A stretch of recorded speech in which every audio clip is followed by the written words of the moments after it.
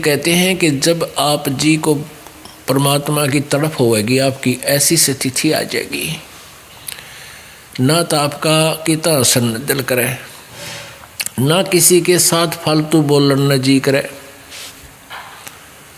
आप ऐसे रहोगे जैसे उन क्या अगर ना यूँ बोलता नहीं, ना समय पर ढंग से रोटी खाता, ना नहाए धोए कपड़े में विशेष रुचि इसकी, न क्या करियो पता नहीं क्या हो गया इसके, उन्मुनसा रहे है उन्मुनसा। ये उन्मुनी मुद्रा जो होती है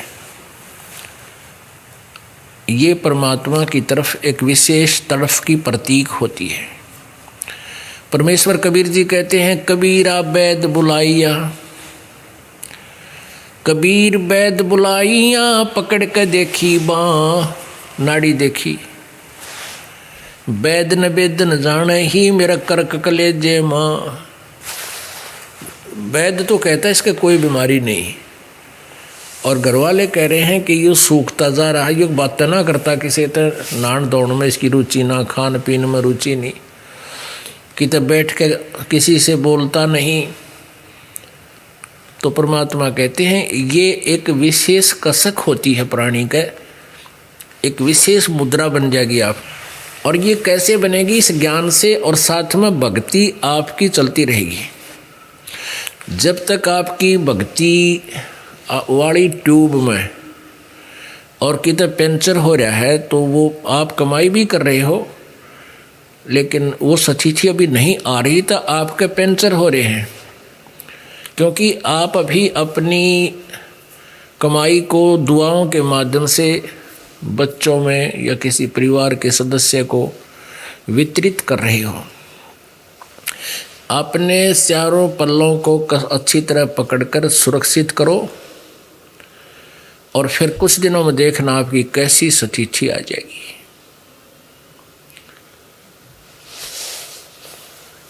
अपने आत्माओं, आप बालक हो, कुछ एक तो अभी आए हैं भाई, नाम लिया होगा नाजकल में, और वो तो केवल उद्देश्य यही लेकर आए हैं कि हम तो अपने बच्चों को, माता पिता को ही स्वस्थ कराने के लिए आए हैं। वो तो हो जाएगा, वो तो कोई दिक्कत को नहीं यहाँ पर। अब इन पुस्तकों को पढ़कर अधिकतर कुछ तो बुद्धिमान आते हैं कल्याण के लिए, 80% वो दुखी प्राणी आते हैं जो 20-20, 30-30 वर्ष तक दूसरे साधनाएं कर रहे थे, और घर में सारी बिरानमाटी, सारे दुख आग खड़े हुए। कोई प्रेत आत्मा परेशान कर रही है, किधर कोई पितर सता रहा है, किसी ने कुछ। एक भक्त आया इधर से बिहार से, दरभंगा से, कितने बतावन थे आए हुए हैं। वो कह रहे थे जी हमारे घर जो है प्रेत आत्माओं का बहुत ज़्यादा दबाव है, और बहुत ही हानि हमें हो चुकी है, बहुत तकलीफ है हमारे घर में, घर कर गई हैं, शरीर भी स्वस्थ नहीं है। हमारा जो कुल देव था जिसकी हम पूजा करा करते हैं, उसने हमें कहा कि आप हरियाणा में संत रामपाल जी के पास जाओ, वहाँ से नाम लो, तुम्हारा वहाँ से कल्याण होगा। तो पुण्यात्मा, ये ऐसे व्यक्ति जो आते हैं उनका उद्देश्य केवल यही होता है कि हमें बीमारी से पीछा छूटा है, और जो भी हमारे ऊपर ये ऊपरी शक्ति है ख़त्म हो। ये तो ऑटोमेटिकली ख़त्म हो जाएगी यहाँ पर। हम इसका ना झाड़ा लाते, ना इसकी कोई इसको भगाने की विधि जानते। हमारे पास ऑल आउट है, और जहाँ ऑल आउट होगी वहाँ मच्छर नहीं रह सकते। हमारे पास ये मंत्र ऐसा है, जहाँ जिसके घर में ये मंत्र प्रवेश हो गया, जिस परिवाणी का, वो ऑल आउट का काम करेगा। भूत प्रेत पितर सब गोली हो जाएंगे वहाँ तक। अब और समस्या आती है, फिर क्या होता है कि जैसे ये पुराने रंग में रंगे हुए पुरानी, एक भक्त कह रहा था जी हमारे अंदर बहुत दिक्कत थी, हमारे घर में सारे पिताजी भी भूत बन रहा, रिश्तेदार भी भूत, वो पूरी मंडली तैयार कर रहा अपनी, सारे ग्रुप इकट्ठा हो रहा उनका, और वो हमारे घर में रहे, और हमारी बयान में टिक रखी, हमने आपका नाम ले लिया। अब वो चले गए दूसरे जो और का केताऊ थे उनके जा बैठे। अब वो सैना दौरा गए ये जंतर मंतर करनियों के पास। वो कहने लगे कि तुम्हारे घर पे करवा दिया उनने, मतलब हमारा नाम लिया उन्होंने, कि उन तुम्हारे घर वालों ने तुम्हारे ऊपर के में करवा दिया और वो सारे थारे गलवा दिए। वो हमारे सिर हो गए, हमारे गल झगड़ा करें, तुमने हमारा जंतर मंतर करवा दिया। वो मेरे से कहने लगे जी रोज़ दुखी करें हिनों का, तुमने हमारे के में करवा दिया। तो उनको बता भी हमने कुछ नहीं करवाया, हमने आपको उपदेश दे दिया, वो तुम्हारे घर नहीं आ सकते। और उनको भी समझाओ अपने चाचे ताऊओं को कि आप भी ऑल आउट ले लो, आप भी मंत्र ले लो पीछा छूटा, पर वो नहीं माने और उनके घर में वो उधमसूत रह रहा है। परमात्मा कबीर परमेश्वर कहते हैं कि जब मेरी शरण में प्राणी आ जाता है, ये देवी देवता पितर भूत मेरे पास आते हैं और हाथ जोड़ के खड़े हो जाते हैं, हे परमात्मा अब हम कहाँ जाएं, आपका जहाँ उपदेश हो गया वहाँ तो हम रह नहीं सकते, अब हमने ठोर बताओ। परमेश्वर कबीर कहते हैं जो हमको पूजा नहीं उनको लूटो खाओ। देवी देव ठाडे भय, ठाडे माने आके खड़े हो गए, हमको ठोर बताओ, जो हमको पूजे नहीं तुम उनको लूटो खाओ।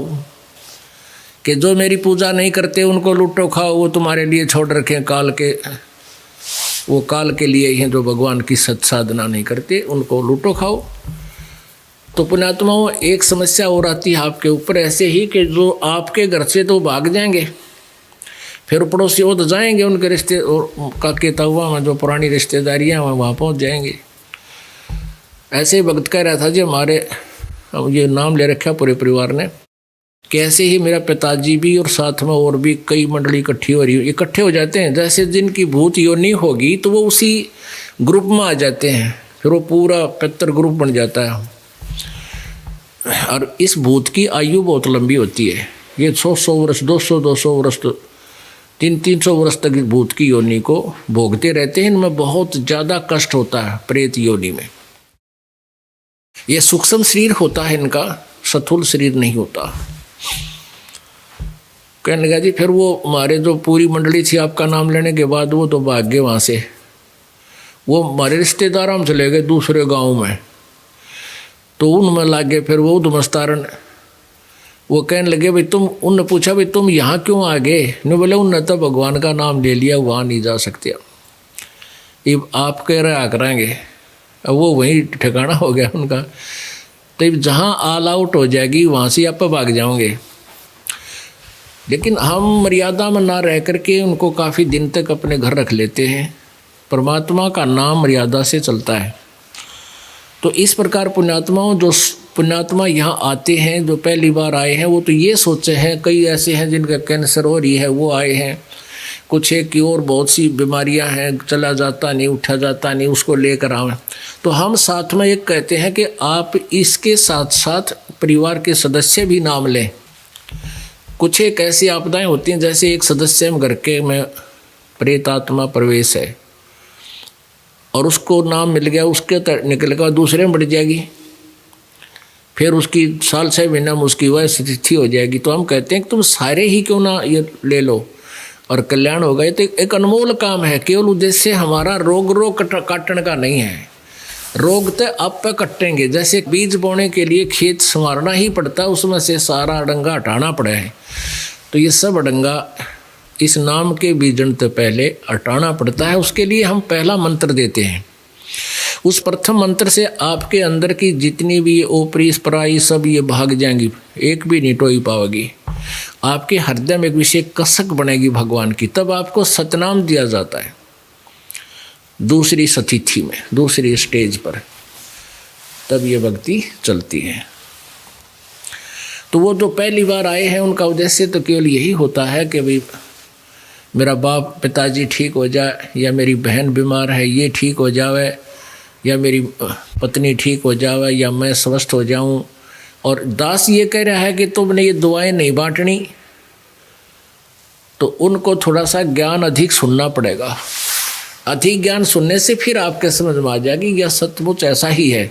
अब सब ने, आप जी ने नाम ले लिया, आप भी भक्ति करो, उनसे भी भक्ति कराओ, और सब मिलकर के भगवान के दरबार में आते रहो, तो सभी का कल्याण हो जाएगा। अब परमात्मा के लिए हम आज से नहीं असंख्य युगों से भटक रहे हैं, साधनाएं कर रहे हैं, लेकिन भगवान नहीं मिला। हमारा प्रयत्न जारी है, परमात्मा नहीं मिला। क्योंकि हमें जब परमात्मा मिलने का समय आता है उसमें या तो हमारा मानव शरीर नहीं होता, मानव शरीर होता है तो हम मिसगाइड गणे होते हैं, दूसरे नकली गुरुओं के द्वारा हमारे अंदर इतना ज्ञान भर दिया गया होता है, तो वो परमात्मा के सच्चे ज्ञान को टिकण नहीं देता। उसके लिए अधिक ज्ञान की आवश्यकता है, उसके लिए अधिक अटेंडेंस उपस्थिति की आपको आवश्यकता है। इसलिए आपको बार बार यहाँ बुलाया जाता है। परमात्मा के लिए किन किन व्यक्तियों ने प्रयत्न किए। आप तो कहते हो कि जैसे दास कहता भी महीने में 2 महीने में तुम अवश्य आया करो। कई कहते हैं जी हमें समय नहीं, दूर देश से आते हैं, तो उनके लिए 2-3 महीने भी कर दिए, भाई 3 महीने में आ जाया करो। ये तो एक औपचारिकता है, लेकिन जिस दिन आपके तरफ बनेगी आप डटे नहीं डट सकते।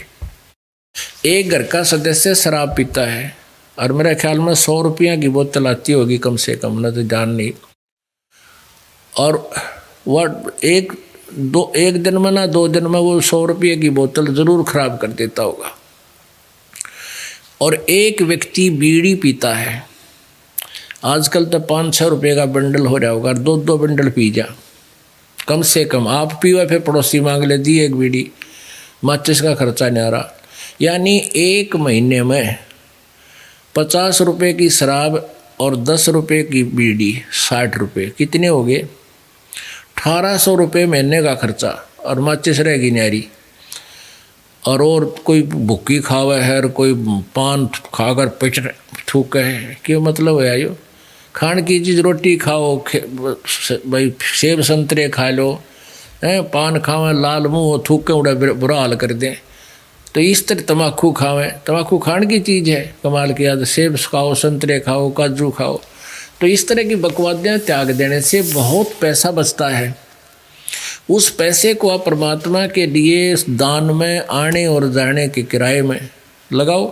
आपके यहाँ आने का किराए का जो पैसा है, आने और जाने का, वो भी आपके पुण्य में गिनती होता है। तो पुण्यात्माओं देखो, जो जिनको ये ज्ञान नहीं, उन्हें तो माया माया दिखा है। अब जैसे एक किसान था, एक किसान खेत में गेहूँ बोया था, बीज रहा था। और गेहूँ कैसे बीजते हैं? एक लोहे की पाइप सी होती है और उसका ऊपर का हिस्सा कीप जैसा होता, ऊपर से खुला, नीचे से पाइप, और हल्के पीछे बांध के बैल जोत के, और उस पाइप में के गेहूँ ज़मीन में डाले जाते हैं। हल्स की फाली जो होती है गेहूँ में एक खूड बनाती चलती है, एक लाइन सी खींच देती गहरी, और उसके अंदर से गेहूँ डलता चला जाता है मिट्टी में, बीज, वो गेहूं के दाने, और ऊपर से मिट्टी ऑटोमेटिकली उस पर आ जाती है। एक कोई व्यक्ति था जो शहर में जन्मा, शहर में ही पला, और उसकी नौकरी लग गई यहाँ एक रूरल क्षेत्र में, ग्रामीण क्षेत्र में। वो पहली बार आया गाँव अपनी ड्यूटी पर। उसने देखा किसान खेत में गेहूँ बोया था। वो देख के खड़ा हो गया, भाई वो क्या कर रहे हैं? उसने देखा कि गेहूं को एक थैले में डाल रखा काख में, और उसमें से उठा उठा कर पाइप के माध्यम से मिट्टी में गिर है, ज़मीन में डाल रहा है। तो उसने उस शहर के बाबूजी ने कहा, भाई रोकना रोकना रोकना। कहाँ रुक गया भाई, क्या बात है? किसान ने सोचा कोई रास्ता पूछता होगा, उसने बैल रोक लिए। वो कहने तू क्या कर रहा है? अक मैं गेहूँ बोऊँ हूँ। किसान बोला मैं गेहूँ बो रहा हूँ। उसने कहा तू तो गेहूं को बर्बाद कर रहा है, पता है देश में वैसे खाद्य सामग्री की कमी है और गेहूं की कमी है, तू नाश कर रहा है, ज़मीन में बर्बाद कर रहा है। और उसने तो गेहूं देखे थे अपने ठेक्या में, लोहे की टंकियां में, और उसी से निकाल कर माता पिसवाया करती थी और रोटी बनाती थी। तो वो उसी दृष्टिकोण से उपदेश दे रहा है कि ये तो बड़े सुरक्षित रखने चाहिए, लोहे की टंकी में रखने चाहिए, इनमें तो हवा भी नहीं लगनी चाहिए, अरे तू मिट्टी में डाल रहा है, तेरा दिमाग खराब हो गया है। अब वो किसान ने सोचा ये गुग्गू कितना है गया, ये ना मेरा ये मन ने शिक्षा देने लग रहा। उसको जानता गया कि वो कितना चिड़िया घर में आया है। तो वो कहने लगा, उसने समझाया कि बाबूजी बात सुनो, मैं गेहूं को बर्बाद नहीं कर रहा, ये आज जो मिट्टी में डाल रहा हूं आपकी दृष्टि में ये बर्बाद होते दिखे हैं, ये मुझे आबाद करेंगे। आज से 4-5 महीने के बाद आज मैं 1 एकड़ में 40 किलो गेहूं डाल रहा हूं मिट्टी में, और ये 70 मन, एक मन में 40 किलो होते हैं, ये 70 मन होंगे इसमें। अब उसका वो आवाज़ समझ में नहीं आया क्योंकि वो प्रोसीजर से परिचित नहीं था। अब किसान उस शहरी बाबूजी की बात ने कैसे माना है, क्योंकि वो तो प्रैक्टिकल किए हुए। तो 5-4 महीने के बाद फिर उसको दिखाया कि वो आया, जब गेहूँ पक गए, एक दाने से एक समूह बना, गुच्छा बन गया, उत्पन्न हुआ, और प्रत्येक में 10-10, 15-15 गुच्छे बन गए। उनमें फिर बाली, प्रत्येक में एक बाली में 20-20, 30-30 गेहूँ। तब उसका विश्वास हुआ, कहाँ सच्ची भाई तो ठीक है था। तो पुण्यात्माओं, आज जो इस ज्ञान से परिचित नहीं है, आप जी यहाँ आते हो, दान करते हो, तो वो आपके हो सकता परिवार के सदस्य भी हो सकते हैं इस प्रकार के, जो आपको कहेंगे कि तू नाश करेगा, तीसरे दिन सत्संग में चला जाता है, दान करते हो, तुमने शर्म नहीं आती, पैसा कितना होगा, 100 प्रकार की अड़चनें पैदा करते हैं। लेकिन आप जी परिचित हो इस मार्ग से, आप उनकी बातों में नहीं आ सकते, क्योंकि उनको तो आज आप बर्बाद करते नजर आते हो, जैसे उस शहरी बाबूजी ने लगा था, शहरी बालक ने लगा था कि ये किसान नालायक है, और किसान को पता था क्योंकि वो प्रैक्टिकल कर रहा, तो उसकी बात में वो नहीं आ सकता, चाहे कुछ भी कहो वो। तो पुण्यात्माओं, आपकी स्थिति इस ज्ञान से इतनी हो जानी चाहिए कि संसार कुछ भी कहे, अगर आपने उबरना है तो यही तरीका और दूसरा नहीं। ये ना जाने कितने वर्षों के बाद ये एक सत साधना प्रारंभ परमेश्वर करवाता। कबीर जी, किसी जीव के बस का नहीं ये कार्य प्रारंभ हो सके। आप जी ने प्रैक्टिकल भी देख लिया, कितने संत हैं बिना गिनती के, और किसी के साथ कोई खींचातानी नहीं। और इस दास के साथ कितना जुल्म करवा डाला इस काल ने, जनता को भड़का कर, राजा को प्रजा को पीछे ला कर, कि उसको पता था तेरा नाश होगा, इनको तो सच्चाई का पता लग गया, सब भाग जाएंगे यहाँ से सतलोक में। और लेकिन ये परमात्मा ने चला रखा है, ये जीव के बस का नहीं है, और जीव इसको चला भी नहीं सकता। तो पुण्यात्माओं, जैसे एक पहले ये दास गांव में पाठ करने जाया करते थे, सटाठ जब किया, एक घर में हम पाठ करते थे 3 दिन का, जैसे ये खंड पाठ दोनों तरफ चल रहा है ऐसे, तो 3 दिन मालिक की वाणी ये ज्ञान वहाँ चलता था, और दिन में भी रात में भी सत्संग करके परिवार के सदस्यों को या आस पास के आ जाते उनको खूब अच्छा रगड़ा लाया करते ज्ञान का। 3-4 दिन मिल जाते थे हमने, तो उनको ज्ञान से भी परिचित करवाते, और फिर उनके दुख तो इतने दूर हुए गिनती नहीं हो सकती। तो ऐसे फिर वो पाठ का उन्होंने महत्व का पता लगा। एक भक्त ने चौबारे बनवाए, उनके किवाड़ ना चढ़े थे, किवाड़, और उधर से पाठ रखवा दिया। हम पाठ करने गए हुए थे, जिसके घर पर पाठ हो रहा था उपदेशी थे, उनका खुद भाई दूसरा, वो नाम नहीं ले रखा था, उपदेशी नहीं था। फिर 2 उपदेशी नहीं है, ज्ञान से परिचित नहीं, उसके विचार तो ऐसे ही होते हैं। कहता है एक रिश्तेदार आ गया, बहन का बटेऊ पति, और बच्चे बोले फूफा जी आप पियो दारू और बीड़ी, आज हमारे पाठ चल रहा है, आप हमारे दूसरे अंकल का चले जाओ, चलो वहाँ छोड़ आते हैं। वो बोला मैं आपका चला जाऊँगा वहाँ तुम घनी छोड़ के आओगे, यानी महसूस सा किया। खाना खुना भी उसको वहीं खिला दिया। तो उसके जो दूसरे चाचा ने उस रिश्तेदार को खूब पढ़ा दिया कि नाश करेंगे, चौबारे बनवाए थे ऊपर और उनमें कवाड़ ना चढ़वाए गए। 2,500 रुपये पाठ कला दिए। पहले वहाँ घर में हम पाठ करते थे, 2-2,500 रुपया खर्चा होता था। 2,500 रुपये पाठ कला दिए और कवाड़ ना चढ़वाए गए। देख नाश करेगा यूँ। अब वो रात में तो पी रहा था। सवेरा जब हम जा लिए उसके बाद आया, तीसरे दिन भोग लग जाता था। हम 1 बजे 2 बजे वहाँ से प्रस्थान कर जाते थे। तो उसके बाद बताओ थे जी, फिर आया हमारा रिश्तेदार हमारे पास और हमने शिक्षा देने लगा। कहने तुमने तो नाश करना है, क्यों बर्बाद करते हो। यू के पाठ पाखंडी आ रहे थे, हैं अच्छे अधवे पाड़े थे ते। और कुआड़ ना चढ़वाए गए तेरे पे और 2,500 रुपये खर्च कर दिए तेने। तो वो कहने लगा देखो कमाल की बात, वो स्वयं दारू पीवे, बीड़ी पीवे और सारे उल्टे काम करे और भगत ने शिक्षा दे। भगत ने यूँ के कर दिया, ऐसा नहीं करना चाहिए था। अब वो भगत उसकी क्यों करवाने का, जिसने इस ज्ञान कर उनके घर पैसा दुख था, परमात्मा ने दूर किया, वो ना बताया उस पड़ोसी ने। फिर उसको समझाया कि कुआड़ भी चढ़ देंगे, सारे काम होंगे, कुआड़ के बिना चढ़ रहेंगे। और ये काफ़ी समझाने की चेष्टा की पर वो नहीं माना।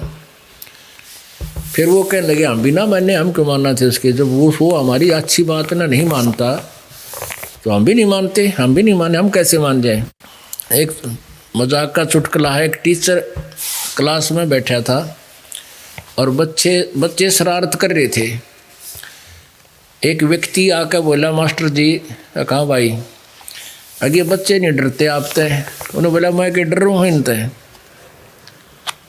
मैं भी ना डरता।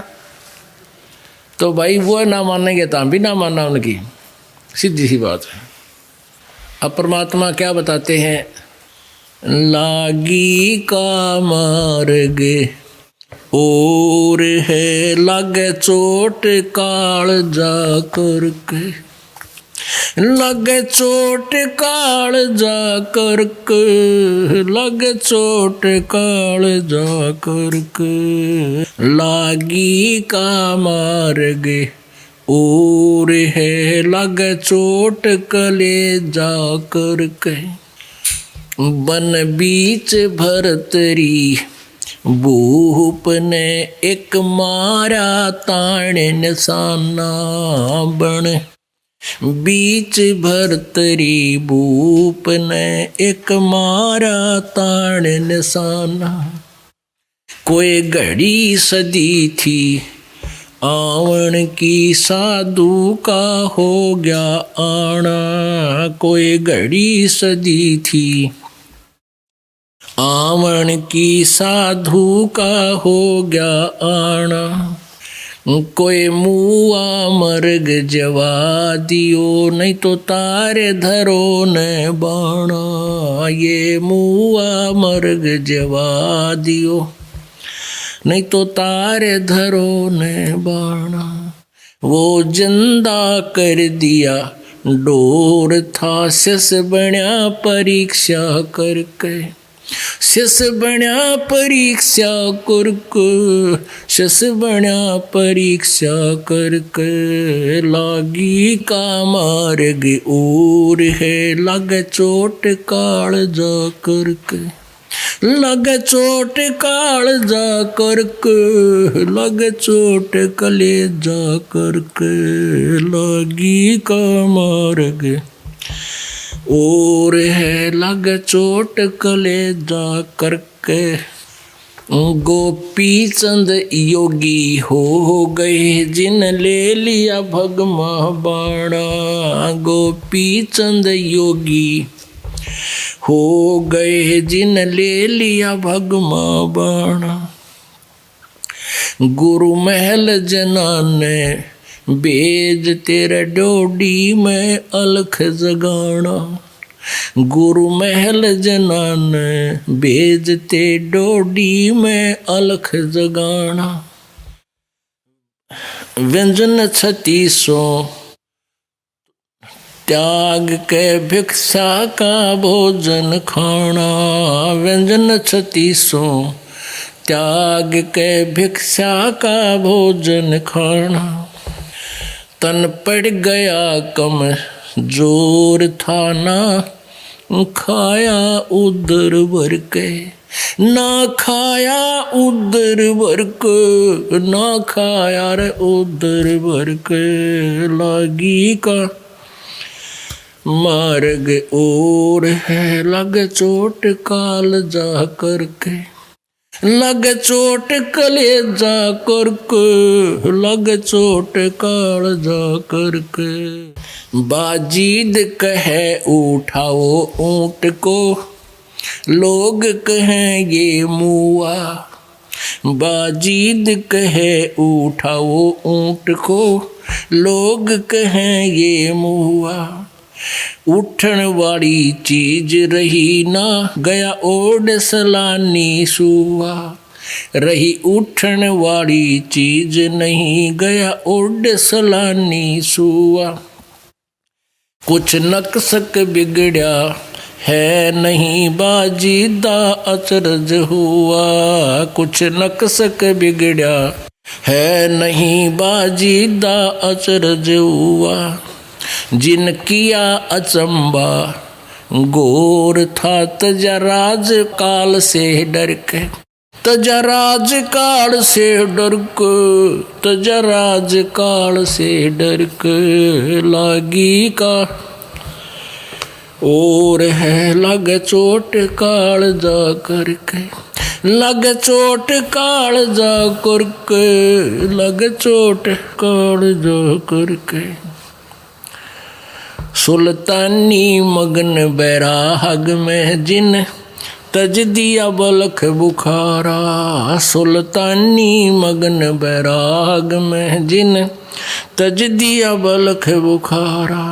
कदे पालकियां में चालते आज ठालिया गुदड़ बारा।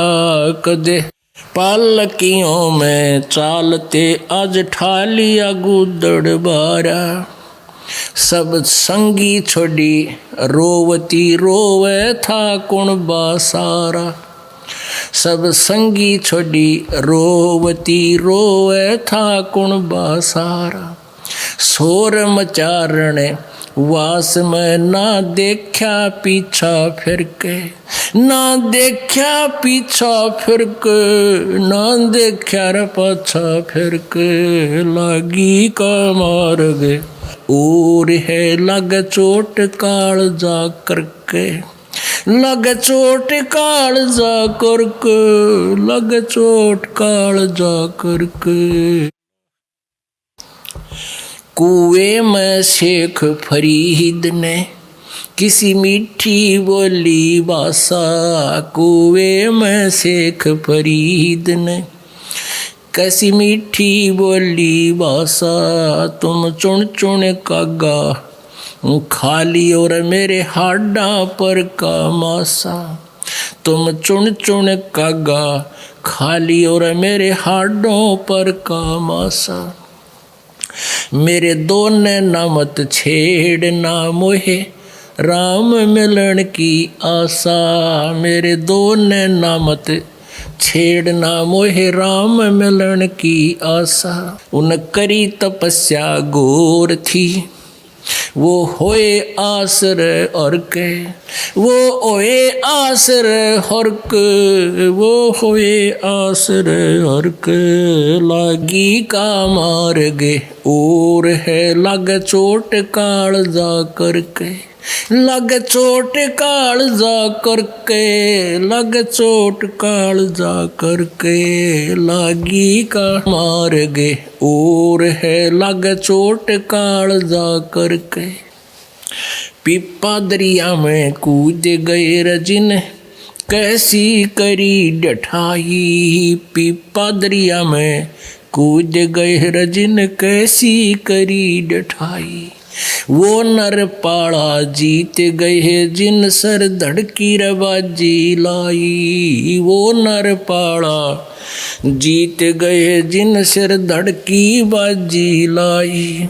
कह मंगलानंद चेती और कुछ सोच समझ मेरा भाई। कह मंगलानंद चेती और लो सोच समझ मेरा भाई, बिन चेते ये झूठा शोर है। कुछ जाइयो सुकर्म करके, कुछ जाइयो सुकर्म करके, कुछ जाइयो रे सुकर्म करके, लागी का मार्ग और है लग चोट काल जा करके, लग चोट काल जा करके, लग चोट काल जा करके, लागी का मार्ग और है लग चोट काल जा करके।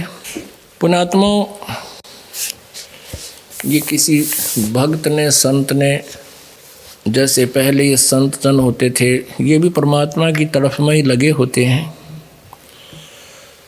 और जैसी भी कथा कहानी इन्होंने सुनी, उनके ऊपर ये एक शब्द बनाया, इसमें बहुत अच्छा चित्रण किया इन्होंने। लेकिन अब इसमें क्या क्या प्रमाण दिए हैं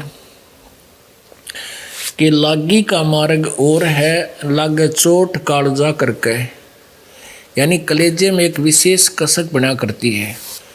किसी चीज की प्राप्ति की इच्छा के लिए एक विशेष कसक होती है।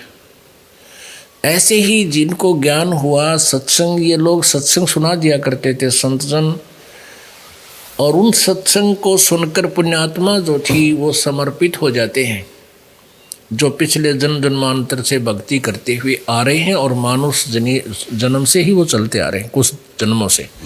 वो पुण्यात्माएं उन संतों के द्वारा दिए गए ज्ञान पर कुर्बान हो जाते हैं, उनको समर्पित हो जाते हैं, जैसे वो कहते हैं वैसा ही करते हैं। जैसे गोपीचंद एक राजा था, उसको ज्ञान हुआ, उसी दिन राज्य त्याग दिया। बाल बच्चेदार था, 15-16 स्त्रियां थी, बालक बच्चे थे। ऐसे भर्तरी था, वो भी राजा था, उसने भी राज्य त्याग दिया। जब उसको ज्ञान हुआ तो दोनों ने गोरखनाथ जी से उपदेश लिया। गोरखनाथ जी के पास सिद्धियां थी, सिद्धियों के कारण वो बहुत सुप्रसिद्ध हो गए थे। और जैसा भी ज्ञान गोरखनाथ जी को था, उन दोनों अपने शिष्यों को बता दिया। अब ना मुक्ति गोरखनाथ की और ना मोक्ष गोपीचंद और भर्तरी का। सिद्धियां अवश्य इनके पास थी, जिस कारण से ये अभी भी जन्म और मृत्यु के चक्कर में भटक रही है। ऐसे ही एक वाजिद नाम के राजा थे, उनको भी ज्ञान हुआ। एक ऊंट मर गया, काफिला उसका रुक गया, कहीं जा रहे थे तो उसने देखा भी ऊंट का ना कान टूटा, ना आँख फूटी, ना टांग टूट रही, कोई शरीर में भी कितना नुकसान को नहीं, मृत्यु कैसे होगी। तो उनको बताया गया जिसका समय पूरा हो जाता वो अचानक ऐसे ही उसी समय शरीर छोड़ जाएगा। बाजिद जी ने पूछा कि क्या मैं भी मरूंगा, क्योंकि जवान था, राजा का लड़का था। उनको बताया गया कि हाँ, एक दिन सभी ने मरना होगा। फिर ये किसा राजभाई तुरंत त्याग दिया। इसका समाधान क्या है? अब उनके साथ जो वो कहते हैं ना, पंडित और मसालची दोनों सूझे ना, और न करे चांद ना रहे आप अंधेरे माँ। तो उनके साथ जो धार्मिक गुरु हुआ करते थे, वो ज्ञान तो सारा बता देते थे। जी भक्ति करनी चाहिए, मोक्ष हो जाता है, अल्लाह खुदा की भक्ति हो तो बेड़ा पार हो जाता है। और वो खुद कख भी ना करते थे। पंडित और मसालची दोनों सूझे ना, दो औरों को करे चांद ना रहे आप अंधेरे में। लेकिन उस चांदने में उसकी आँख खुल गई, दूसरी दिन राज त्याग कर जंगल में चला गया। अब जंगल में कौन सा भगवान वो बिठा कर रहा था, अगड़ा जाते मिल जाएगा। एक वैसे भ्रमणा भटकना है इस प्राणी की, काल इसको भटकाता है। अब वहाँ काम है, फिर परमात्मा की दया हुई, क्योंकि हम उसी के बच्चे हैं। जो पुण्यात्मा आज इस दास के द्वारा दिए गए सत्य ज्ञान की भक्ति कर रहे हैं और 2 वर्ष 4 वर्ष 5 वर्ष भी वो करके फिर भाग जाते हैं या किसी कारण से मिसगाइडेड हो जाते हैं, अब वो काल का फंस जाते हैं। उनकी इतनी कमाई हो जाती है, जैसे एक सतनाम की कितनी कमाई है, एक श्वास की, उस श्वास से आप सतनाम का जाप करते हो, इसकी कितनी कीमत आपको प्राप्त होती है। कहते हैं सतनाम पालड़े रंग होरी हो, 14 लोक चढ़ावे राम रंग होरी हो, 3 लोक पासंग धरे रंग होरी हो, तो न तुले तुलाया राम रंग होरी हो। कहते हैं जिस दिन तुम ये नकली होली खेलते हो, खुशी मनाते हो, फुहारे छोड़ते हो रंग के, कहते ये नहीं, राम नाम की होली, जिसने सतनाम मिल गया उसके घर होली यानी खुशी होगी, ना तो खुशी नहीं इस संसार में। एक भगत कह रहा था जी हमारे 7 साल हो गए हमने कोई भी त्योहार नहीं मनाया, क्यों? कभी तो घर में मौत होगी, काका का लड़का मर गया, मेरा खुद भाई की मृत्यु होगी, अगले साल एक बहन होई की मृत्यु होगी, बहन विधवा होगी, फिर अगले साल ऐसे ही फिर और घर में मृत्यु होगी, यानी 7 साल हो गए हमने त्यौहार नहीं मना ली। तो पुण्यात्माओं यहाँ क्या पर त्यौहार मनावे? नानक साहब जी कहते ना जाने काल की कर डारे, किस विध ढलजा पासावे, और जिनाते सरते मौत खुड़क दी उन्होंने केड़ा हासावे। अब जिनका मर गया वो तो त्यौहार नहीं मनावे, फिर भी क्या हो गया भाई भी मना लो। और जो जिनका ना चोट लगी वो नाचे कूदे। तो जब संत हो जाओगे, ज्ञान हो जाएगा, फिर यहाँ के किसी भी बकवाद में आपका मन लग गया कोई नहीं, अपने आप हटेगा, आवश्यकता नहीं महसूस होगी। आज नाच रहे कल के रखे बिजली गिर दे कालयू, भगवान रुष्ट हो जाएगा, परमात्मा नहीं चाहते कि हमारे बच्चे ऐसा करें, तो फिर आप करोगे तो आपका नाम खंड हो जाएगा, फिर वो चोट मार देगा, फिर वो त्यौहार मना के दिखाइए तुम। तो इसको ज्ञान से समझना है। जैसे भक्त क्या कहते हैं जी, आपके नियम बहुत तगड़े, आपके गुरु जी के नाम तो ले लें हम, अरे नियम है ये तो बेमतलब के हम खाम का झंझट गल में घाल रहे थे, ये तो वैसे नहीं करने चाहिए थे। दारू पीना, बीड़ी पीना, मांस खाना, नाचना कूदना, ये कोई अच्छी बात थी? ये तो वैसे नहीं करनी चाहिए थी हमने, और तुम करने लग रहे, हम तो इसे अड़ना हटावा है तुम्हारे ने। तो जो प्रसंग चल रहा है हम उसी पर आते हैं। ना जाने काल की कर डाले, किस भी दरजा पासावे, जिनाते सरते मौत खुड़क दी उन्होंने केड़ा हंसावे। फिर क्या पर नाचा कूदा इंसान। इसलिए हम वैसे ही आप जी को समझाने की चेष्टा करते हैं कि ये बुराइयां हैं, इनको नहीं हमने करना, परमात्मा से डर कर चलना होता है। हमने अपनी सत्साधना को करना है। सत्साधना गुरु जी से उपदेश लेकर ही बनती है, और ये कोई आज की नहीं। आज जैसे कोई व्यक्ति सुख की खुशी मना रहा है, कहते हैं सतनाम पालड़े रंगोरी हो, और 14 लोक चढ़ावे राम रंगोरी हो। इस ब्रह्मांड के अंदर 3 लोक, एक तो ये पृथ्वी लोक, पाताल लोक और स्वर्ग लोक, इससे अलग 14 लोक और हैं। ये सारे ब्रह्मांड की सामग्री आएगी इसकी, एक ब्रह्मांड की। कहते हैं एक सांस उश्वास के मंत्रते, एक सतनाम के जाप से प्रॉपर वेद है, पूरे संत उपदेश हो, मर्यादा में रह रहे हो, तो उसकी एक श्वास उश्वास के सिमरण की कितनी कीमत है। तराजू के यानी बैलेंस के ताखड़ी के एक पलड़े में तो श्वास उश्वास सतनाम के 2 अक्षर के नाम के जाप की कीमत एक पालड़े में रख दे, और उसके बराबर दूसरे में ये 14 लोक चढ़ा दे। 14 लोकों में कौन कौन से लोक हैं? जैसे शिव जी का लोक, ब्रह्मा जी का लोक, विष्णु जी का लोक, दुर्गा का लोक, ब्रह्मलोक, और ये और जैसे स्वर्ग अलग से, इनके आगे फिर डिवाइडेशन है, फिर जहाँ ये काल रहता है उसको भी अलग लोक बताया है। तो ऐसे ये 14 लोक, नीचे के अतल वतल ये अलग से हैं, 6 और हैं नीचे, 7वां पाताल लोक है। तो ऐसे ये 14 लोक कहते हैं एक पालड़े में दर्दे, और ये 3 लोक पृथ्वी, स्वर्ग और पाताल, इन न तो पासिंग रख दे। अब पासिंग डिफाइन करनी पड़ेगी, क्योंकि आप जिन पासिंग देखी नहीं, अब तो इलेक्ट्रॉनिक्स बैलेंस आएगी, ये तराजू आएगी तोलन के।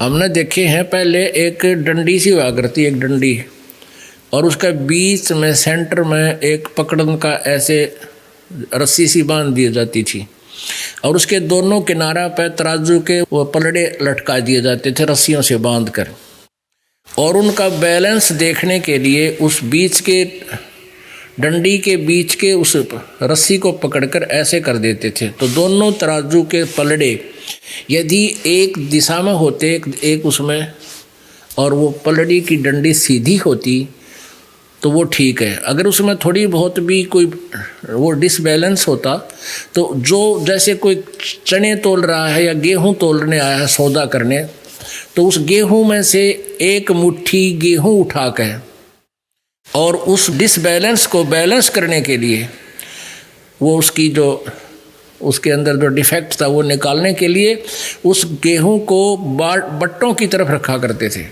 और उसको पास्यंग कहा करते कि तेरी तखड़ी में पास्यंग है। पास्यंग मीन डिफेक्ट है। तो वो पास्यंग पूरी करने के लिए जिस कणक का सौदा करते थे उसमें से मुट्ठी भर लेकर और उसको बैलेंस करते थे, उसको एक जैसा बनाते थे कि वह डिफेक्ट ना रहे, उसमें कांड ना रहे। तो वो पास्यंग के इतने गेहूं होया करें और बाकी सौदा जो होता था उससे पता नहीं 100 बोरी का 20 बोरी तोला करते। वह पास्यंग इतनी रखी होती थी एक साइड में यूजलेस। तो कबीर परमेश्वर की महिमा से परिचित होने के उपरांत आदरणीय गरीबदास साहिब छुड़ानी वाले जी क्या बता रहे हैं? भाई सतनाम पालड़े रंग होरी हो और 14 लोक चढ़ावे राम रंग होरी हो। 3 लोक, ये पृथ्वी लोक, पाताल लोक और स्वर्ग लोक, पाताल लोक स्वर्ग लोक, कहते 3 लोक पास्यंग धरे, यानी इनकी गिनती को नहीं उस सौदे में। रंग होरी हो तो ना तुले तुलाया राम रंग होरी हो। एक सतनाम के एक श्वास, उस श्वास की कीमत बच्चों आपको नहीं पता, क्योंकि आपने लाल सुना है, देखा नहीं है, जिसकी 9 करोड़ कीमत होती है। तो ऐसे ही बताया कि आप जी का एक सतनाम की जो कमाई आप कर रहे हो मर्यादा में रहते हुए, अब यह कितनी ज़बरदस्त होगी। और जिसने 2 वर्ष 4 वर्ष साधना या कर ली, दान पुण्य किए, और फिर किसी कारण से कहते हैं ये भाई खंडे कैसी धार है भक्ति पर चलना। नानक साहब कहते हैं साध मिले साड़ी सादी होंदी विछड़ दिया दिलगीरी वे, अख दे नानक सुनो जहाना मुश्किल हाल फकीरी वे। फकीरी मीन भक्ति, यानी संसार से उल्टा हटना। उस वह फकीरी से घर में रह कर लो चाहे घर छोड़ के कर लो। फकीरी का अर्थ है संसार से मन हट जाना, भक्ति में दृढ़ हो जाना। कहते हैं या मुश्किल हाल फकीरी वे, जैसे आप जी आते हो, दास को खुशी होती है कि परमात्मा के बच्चे काल के जाल से बचे हुए हैं। नानक साहब जी भी ऐसे ही कहते थे। भाई नानक साहब जी को पूछा भी आप खुश नहीं रहते, आप वैसे मायूस से रहते हो। तब उन्होंने कहा था भाई ना जाने काल की कर डारे किस बीच ढल जा पासावे, और जिनाते शरते मौत खुड़क दियो नानो केड़ा हासावे। फिर पूछा कि क्या आप कभी खुशी नहीं मनाते? कि खुशी मनाता हूँ जब मेरे भक्त वापस आते हैं मेरे पास, जब मुझसे मिलने आते हैं और वो ज्यों के त्यों आ जाते हैं, वो काल की डीमक उनको नहीं खाती है, वो खंडित नहीं होते हैं मुझसे, तो मेरी खुशी का ठिकाना नहीं रहता। साध मिले साड़ी सादी होंदी विछड़ दिया दिलगीरी वे, अख दे नानक सुनो जहाना मुश्किल हाल फकीरी वे। नानक जी कहते हैं कि ये भक्ति का करना बड़ा मुश्किल है, क्योंकि काल के दूतान इसको इतना डिफ़िकल्ट बना दिया। अब वर्तमान में एक संत होता है जो समझावे, ठीक मार्ग पर लावे, और कुमार्ग समझाने वाले करोड़ों यहाँ से जाते ही शुरू हो जाएंगे। वहाँ किए रखा है, सब आप अपनी बतावे हैं, तुम बकाए रखे हो। इस तरह यहाँ से शुरुआत हो जाएगी जब आश्रम से तुम बाहर जाओगे। तो इस प्रकार कहते हैं मुश्किल हाल फकीरी वे। तो 2-4 वर्ष ठीक साधना की और फिर वह डीमक लग गई, विचलित हो गए भोली आत्मा। तो वो फिर आगे जन्म में पता नहीं क्या बनाओगा, अपना कहाँ कहाँ घूमेगा, पृथ्वी पूरी पृथ्वी के राजा भी बन सकते हो आप इस 4 साल की कमाई तय। और स्वर्ग और महास्वर्ग और विष्णु का लोक और शिवजी का लोक, बड़े गण बनोगे, बड़े बड़े ठाठ। काल तो न्यू मूर्ख बनाओ, लेकिन आपकी पूंजी समाप्त होती रहेगी, वो पुण्य समाप्त हो जाएगा और फिर आप जी को पटक देगा पृथ्वी पे। कोई राजा बन गया, जैसे भर्तृहरि गोपीचंद कभी परमात्मा की शरण में किसी युग में रहे हैं, फिर ऐसे बकवाद कर गए ये, और फिर वह उमंग अंगड़ाई लेगी, क्योंकि वो डट नहीं सकती आत्मा। छोटी सी बात पर ही वो तुरंत राज त्याग दिया। अब काल ने तो लंबे रस्से बांध रखे हैं, घर भी त्याग दिया, सोचा कि ले जा कि जाएगा, आगे दूत बैठा रखे नकली ये संत, उसने कह दिया तपस्या करो, वो तपस्या करने लग गए। आखिर में कहते हैं लास्ट में फिर वहीं आना पड़ेगा जहाँ से शुरू हुआ।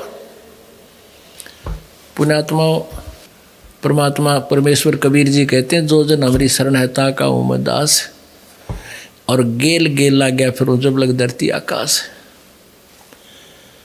परमात्मा चारों युगों में आते हैं, सतयुग में सत सुकृत नाम से, त्रेता में मुनिंदर नाम से, द्वापर में करुणामय नाम से, कलयुग में कबीर नाम से। अब जब ये परमात्मा आते हैं तो अपनी प्यारी आत्माओं को ज्ञान भक्ति नाम कुछ एक को अवश्य देते हैं प्रत्येक युग में। फिर वो भक्ति करते करते फिर पार तो नहीं हो पाते, क्योंकि परमात्मा को परमात्मा नहीं मान पाते। फिर भी उनकी अच्छी कमाई हो जाने से वो फिर मनुष्य जीवन प्राप्त करते हुए स्वर्ग स्वर्ग में धक्के खाते हुए फिर मनुष्य जन्म प्राप्त करते हैं। जैसे सतयुग में परमात्मा जब लीला करने के लिए सतलोक से चलकर आए, सतयुग के अंदर एक विद्याधर ब्राह्मण था, उसकी पत्नी दीपिका, ये दोनों निसंतान थे। परमात्मा एक कमल के फूल पर इनको मिले। ये और भी पीछे सी कहानी, बहुत लंबे समय से असंख्य युगों से धक्के खा रहे हम, लेकिन वहाँ से शुरुआत करते हैं इनके नए सिरे तक। तो उस जन्म में मालिक का उनने सेवा करी, बालक रूप में पाले, लेकिन मान्य नहीं। त्रेता युग में फिर वही वेद विज ब्राह्मण हुए, वही विद्याधर ब्राह्मण वेद विज ऋषि हुए, और सूर्या नामक उसकी पत्नी वही दीपिका वाली आत्मा हुई। उसमें भी काफ़ी चेष्टा की परमात्मा ने उनको समझाने की, लेकिन अपना ऐसे ही मिले थे परमात्मा बालक रूप में कमल के फूल पर, तो वो नहीं माने, क्योंकि बेटे की बात माँ बाप कम मान्या करें, और अगर वो उसमें मान जाते तो उनका बेड़ा पार हो जाता। तो वही आत्मा फिर भटकती भटकती आई। अब कलयुग में आकर वो वेद विज ब्राह्मण तो बना रामानंद, शादी नहीं कराई, बाल ब्रह्मचारी रहा। और दीपिका बनी फिर वो कमाली वाली आत्मा, उसका जन्म हो गया एक मुसलमान धर्म में। अब कर ले इस काल का क्या करे, लेकिन कहते हैं सोचल छिदर मैं करूं अपने जन के काज। तो कमाली वाली आत्मा जो थी वो एक राबी नाम की लड़की, मुसलमान धर्म में जन्म था। जब वो 10-12 वर्ष की थी परमात्मा उनको मिले, लड़की को समझाया, उसने 3-4 वर्ष मालिक की साधना की, लेकिन फिर शादी से भी मना कर दिया कि मैं ब्याह नहीं करवाऊंगी। लेकिन घर वालों ने कहा भी हमारी इज्जत का मामला, हम बेटी को घर नहीं रख सकते और ब्याह तेरा बेटी करवाना पड़ेगा। माता पिता ने खाना पीना छोड़ दिया। अब लड़की ने सोचा ये बुढ़े मरेंगे तेरे सिर होंगे, ठीक है मैं शादी करवा लेती हूँ, लेकिन पति से साफ कह दूँगी मैं संतान उत्पत्ति नहीं करूँगी और आपकी मर्जी जैसे वो चीज़ समझो कर लो। उसने ऐसा ही किया। अपने पति से के घर गई तो उसको पति को साफ साफ बता दिया कि मैं संतान उत्पत्ति नहीं करना चाहती, मैं ब्रह्मचारी रहना चाहती हूँ। मुसलमान धर्म में और भी कई शादियाँ हो जाती हैं। वो भी एक नेक आत्मा था, अच्छा अधिकारी था, अफसर था, पुण्यात्मा थी। उसने कहा भाई ठीक है, देखो बात सुन ले, जैसे तेरे माता पिता ने भी अपनी लोक लाज थी उस जिस कारण से आपने शादी निकाह कबूल कर लिया, ऐसे ही मेरी भी एक मजबूरी है, मेरे समाज है। आप मेरी पत्नी बनकर रहोगे, लेकिन मेरे व्यवहार में तो मेरी बहन होगी और समाज की दृष्टि में तो मेरी पत्नी होगी। तेरा अलग से एक मकान बना दूंगा, अपनी भक्ति कर ले। ऐसा ही हुआ। अपनात्माओं, इस अध्यात्म ज्ञान को समझकर आपकी जड़ हल जाएगी यहाँ से इस काल तक। आप तो आज तक हमने ज्ञान नहीं सुना था, सिर्फ राम राम याद जरूर था, भक्ति कराएंगे भगवान तो सुख लेंगे। इस भगवान के घर में सुख तो मुफ्त में मिलेंगे आपको, उसमें रूंगे में। लेकिन ये ज्ञान समझना चाहिए। जब वो 50-55 साल की 60 वर्ष की होगी तब उसने कहा मैं हज करके आऊँगी। मुसलमान धर्म में एक ऐसी परंपरा है, ऐसी धारणा है कि जो हज कर आता है नहीं कर का होगा तो उसका मोक्ष नहीं। और वहीं यदि मक्का में जीवन पूरा हो जा फिर तो कहना है वहीं मर जाता, कहते सीधा स्वर्ग में जाता है। तो राबिया नाम की लड़की जब 60 साल की औरत होगी, 50, 55, 60 की, तो वो चल पड़ी अपने पति से आज्ञा लेकर के हज के लिए चल पड़ी।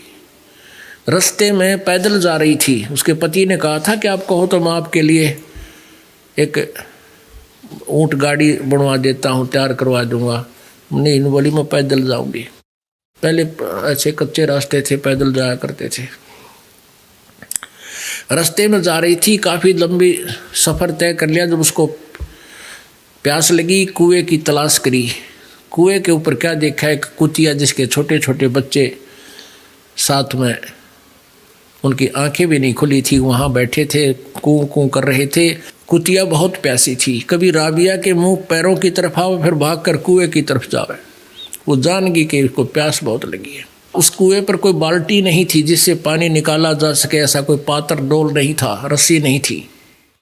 आसपास कोई गांव चौपड़ी नहीं थी, ढाणी नहीं थी। कहते साधु के अंदर दया बहुत होती है, दया बिना दरवेश कसाई, जिसके अंदर दया नहीं वो संत भगत नहीं, वो तो कसाई होता है।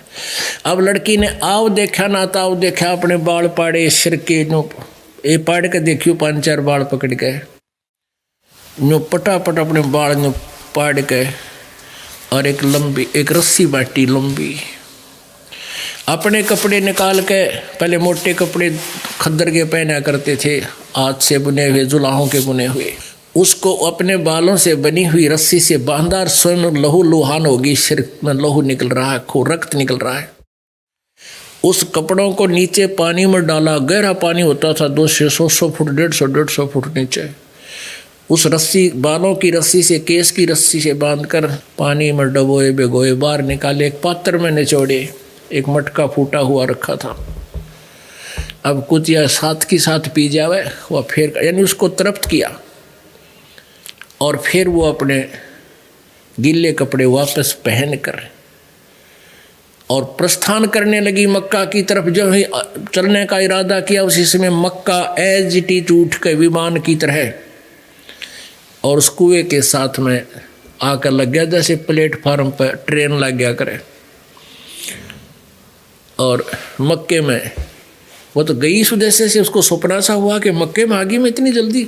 उसमें प्रवेश किया, प्रवेश करते ही वहाँ से उठकर चल पड़ा। उसी समय ये इब्राहिम सुल्तान अधम, ये जिसका आगे कथा सुनाएंगे, वो वहाँ गया हुआ था मक्का में, और वो परमात्मा कबीर जी की शरण में कभी रहा था, और उसको ज्ञान था इस अधम के शरीर से पहले किसी और मनुष्य शरीर में था, तब ये इस वहाँ पहुँचा हुआ था। वहाँ वो भी गया हुआ था। वो वहाँ उसके लिए नहीं गया था मक्के माथा टेक, मक्के में बाहर बैठा था। लोगों ने पूछा मक्का कहाँ गया, मक्का कहाँ गया, अरे मक्का कहाँ गया। इब्राहिम सुल्तान ने कहा था कि ये मक्का नहीं मुकाम, और गया रांड के लेन को नो कहे अधम सुल्तान। अब वो नो कह के एक रांड ने लेन गया है। कहने का भाव ये देसी भाषा में अपना कहा कि वो कदे मालिक के चरणा में थी, जब मानी कोई ना ये बांडा धक्के खाती। अब वो परमात्मा जिसने इतना ज्ञान दे दे के और उसको इतने योग्य बनाया था, उसकी फिर भी भक्ति नहीं करी। अब फिर उसका जन्म हुआ, अब भी वो मनमुखी साधनाएं कर रही है, और उसकी की हुई क्रियाओं से। पुणात्माओं, आपने गीता जी अध्याय नंबर 15 के श्लोक नंबर 17 में पढ़ा था कि उत्तम पुरुष तु अन्य परमात्मा इति उदारत है, ये लोग तरमावी से विवर्ती है ईश्वर है। वो परमात्मा क्षर पुरुष और अक्षर पुरुष जो 16वें मंत्र में वर्णित हैं, उनसे भी अन्य है, और वही तीनों लोकों में प्रवेश करके सबका धारण पोषण करता वास्तव में वो अविनाशी परमात्मा है, भगवान है, और वो ही परमात्मा कहा जाता है। यानी सबके लिए जैसा जो कर्म जिसका किया हुआ है उसको वो परमात्मा ही देता है। अब देखो, जिस माई के लिए, जिस बहन के लिए, जिस पुण्यात्मा के लिए एक मकान उठ कर जो धार्मिक स्थल और जिसको सब अक्षेत्र पूज रहा, वो वहाँ जाते हैं उसको मत्था टेकने, वो उठ कर आ गया उस पुण्यात्मा के पास। कहते हैं सुल्तान अधम मक्का गया और मक्का नहीं मकान। वो अधम सुल्तान ने कहा था इस मक्का के तो एक ढूंढ है भाई, एक मकान है, इसमें अल्लाह भगवान नहीं है। अब कहाँ गया ये? गया एक रांड को लेन को, नो कह अधम सुल्तान के एक नालायक को लेन गया है यो मक्का। ओए होए। अब जो वहाँ ये देख रहा है कि भाई राबिया के लिए मक्का उठ कर चला गया, तो उसकी कितनी महिमा वहाँ हुई होगी, उस पुण्यात्मा की कितनी जय जयकार होगी उस धर्म में, और वो लोग कितना उसको देवी रूप में मानन लग गए होंगे। अगले जन्म में क्या बनी वह, उसका फिर बंसुरी नाम की लड़की का जन्म हुआ मुसलमान धर्म में, और वो इतनी अच्छी गायिका थी, भगवान के गुण गाती थी, भक्ति भी करती थी। जैसे कई परमात्मा के भजन गाते हैं, बस इतना ही काम करते हैं। और वो फिर जब वृद्ध हुई 50-55 वर्ष की, तो मक्का में पहुंच गई हज करने के लिए, मत्था टेकन। उसको ये पता लगा वहाँ पर, क्योंकि वहाँ बाहर बैठे मक्का की महिमा सुनाते हैं जो वहाँ रुकते हैं हज यात्री हजी। उसको ये ज्ञान हुआ भाई यहाँ जिसका मृत्यु हो जाती है मक्के में, वो सीधा स्वर्ग जाता है। और उसने देखा मैं 60-65 साल की होगी, अई क्यों ना स्वर्ग के लिए हम सारा कुछ कर रहे हैं। तो उसने वहाँ से कर्ज लेकर अपना सिर काट दिया और मक्के में चढ़ा दिया। सब यूँ कह रहे हैं ये तो गई स्वर्ग में, ये तो गई स्वर्ग में, सीधे रास्ते खुल गए। और वह अगले जन्म में एक वैश्या का जन्म हो गया। उस गणिका के शरीर को छोड़ के वो फिर शेख तकीन मुसलमान जो सिकंदर लोधी का धार्मिक गुरु था, उसके घर कन्या का जन्म हुआ। जब वो 10-12 वर्ष की होगी वो मृत्यु को प्राप्त हुई। उसका आगे जन्म शेष नहीं था, मनुष्य का खत्म हो गया था। उसने वो सारी बैटरी डिस्चार्ज कर ली थी। उस परमात्मा के 4 वर्ष भक्ति करने से उसको 3 मनुष्य जन्म कंटिन्यूस मिल गए, लेकिन आगे बैटरी चार्ज ना होने से वो खत्म होगी, आगे उसका मनुष्य जीवन नहीं था। फिर परमात्मा कहते हैं गैल गैला गया फरो जब लग धरती आकाश। ये ज्ञान जो दास आपको दे रहा है परमात्मा ने आके दिया था, आपके हृदय से उतर नहीं सकता। आपको याद आएगा मृत्यु के बाद भी कि हमने तो गलती बन गई, जो यहाँ से विमुख हो गए, जो गुरुद्रोही नहीं हुए। जो गुरुद्रोही हो गए उनका कितना काउंट नहीं। तो फिर उस परमेश्वर ने लीला की, शेख तकी ने ऐसा कोई जिद पकड़ दी कि मेरी बेटी ने जीवित करे तो मैं मानूं कबीर इज गॉड। परमात्मा ने कहा बुला लो सारे गाँव के आसपास के शहर वालों को और लड़की को जिंदा करूँगा। कई हजार व्यक्ति दर्शक वहाँ उपस्थित हो गए। कब्र में दाब रखी थी 10-12 दिन से। कब्र को फुड़वा करके लड़की से कहा कि हे कबीर की बेटी बाहर आ जा। उसी समय सतलोक से जहाँ भी वो आत्मा थी उसी से वापस आई और लड़की जीवित होगी। बोलो सतगुरुदेव।